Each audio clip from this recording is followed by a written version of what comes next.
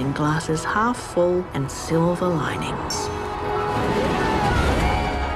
Memoir of a Snail is by far one of the best animated films, actually one of the best films of 2024. This is the latest film from Adam Elliott. I wasn't able to catch this at some of the film festivals I went to.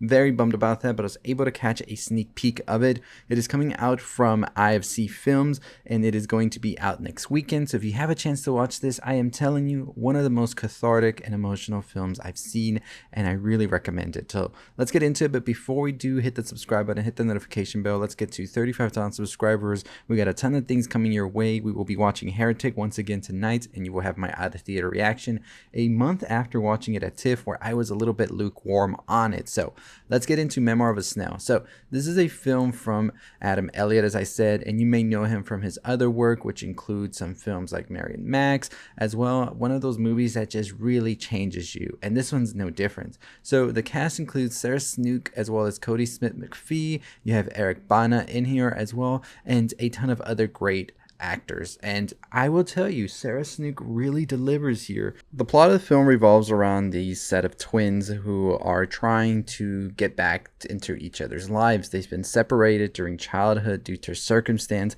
and this very, very hard life that they've had ever since they were born. And so they're trying now, after being separated from each other, to find each other once again. And it's told through these very emotional narration from Sarah Snook.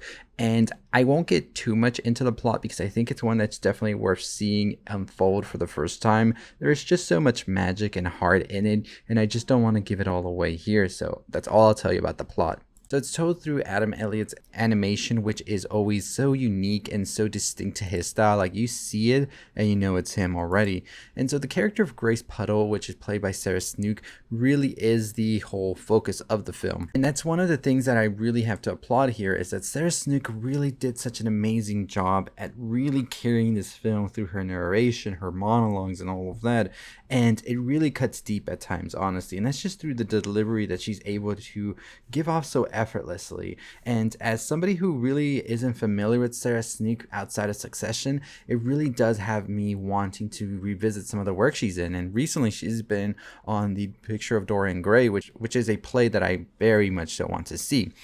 And I really do have to tell you that Sarah Snook plays this role to such a T that it is just amazing to keep thinking about right now.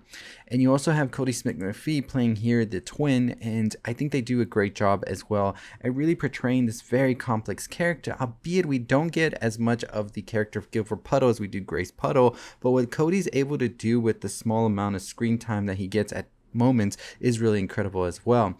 The young actors who played the young Grace and young Gilbert also drove this film in a lot of ways, because there's just so much of this film that is about these kids just trying to understand the circumstance they're in, trying to go through all of this emotions, this roller coaster of a life they have, because they really do get hit hard by life. And it is just something that is just so incredible to see how drastic these things can happen, and just how much it can change these children a lot.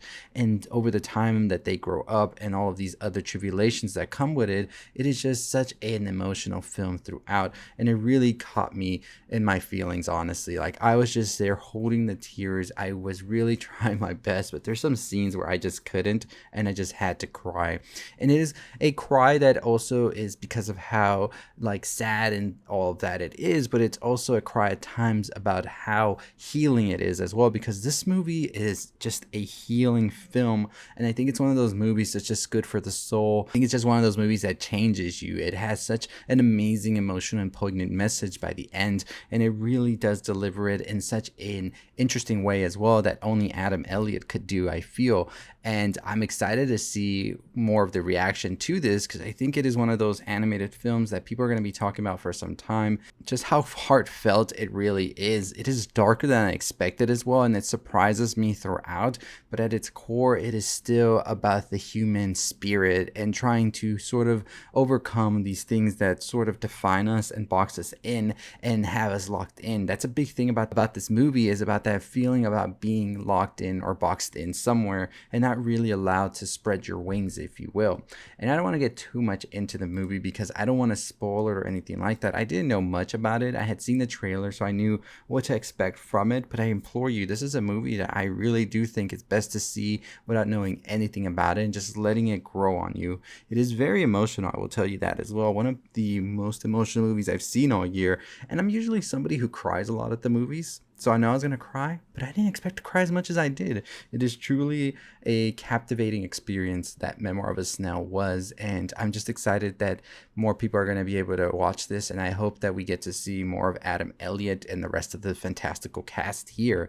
There's just something so beautifully done here, and just something that he's able to evoke through these like animations that I just found so fascinating, and I'm excited for more people to see this. So the film is rated R, and it will be coming out next week. I believe it should be out in most places if you're able to catch it on November 7th, and it is through IFC Films. So hopefully you're able to catch this at a screen near you. It is so worth watching on the big screen because it is just so beautiful. Honestly, the animation really is captivating, and I'm excited to hear what you think about it.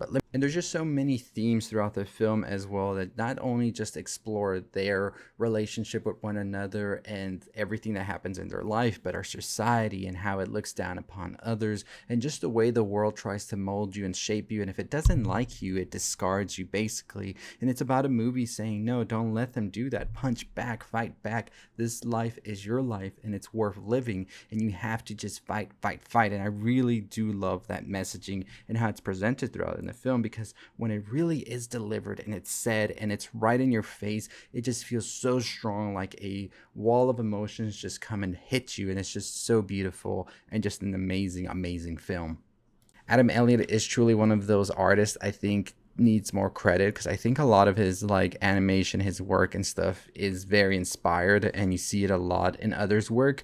And I'm just excited for this movie to get more of that, I would say, global recognition. So very excited for it. It is one of those movies that I will never forget. Just a very unforgettable, beautiful, tragic, emotional story that just has to be seen and felt. Like, this is a movie you feel deep down in your soul to the core.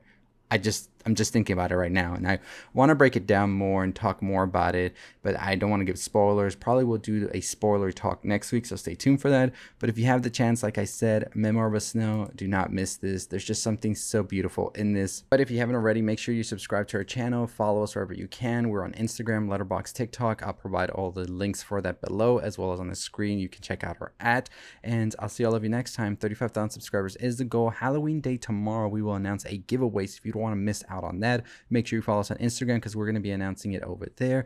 And as always, that's going to do it for me. I'll see all of you next time. Stay safe and stay positive, y'all.